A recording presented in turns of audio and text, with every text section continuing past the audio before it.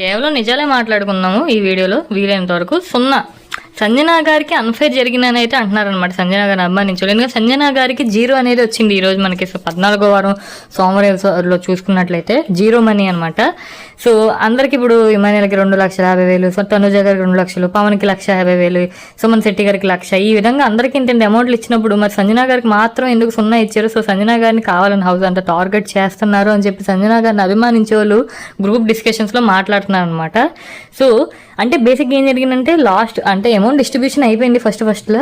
So last మిగిలింది 50,000 0. So మిగిలిన contestants Bharani garu, Suman Shetty, అదే సంజనా గారు అనమాట. సో భరణి గారికి హౌస్ మేట్ సపోర్ట్ ఉంది. సో అందుకే భరణి గారికి 50,000 రూపాయలు డిస్ట్రిబ్యూషన్ అయింది.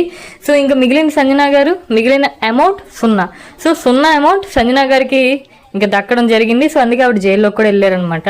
సో హోల్ ఈ యొక్క దాని మీద సిచ్యువేషన్ మీద సంజనా గారిని అభిమానించే వాళ్ళు సంజనా గారికి ట్రూలీ అన్ఫేర్ జరిగింది, సంజనా గారు డిజర్వ్ కాదు, 0 హౌస్ మేట్స్ కావాలని టార్గెట్ చేస్తున్నారు సంజనా గారిని అయితే అంటున్నారనమాట.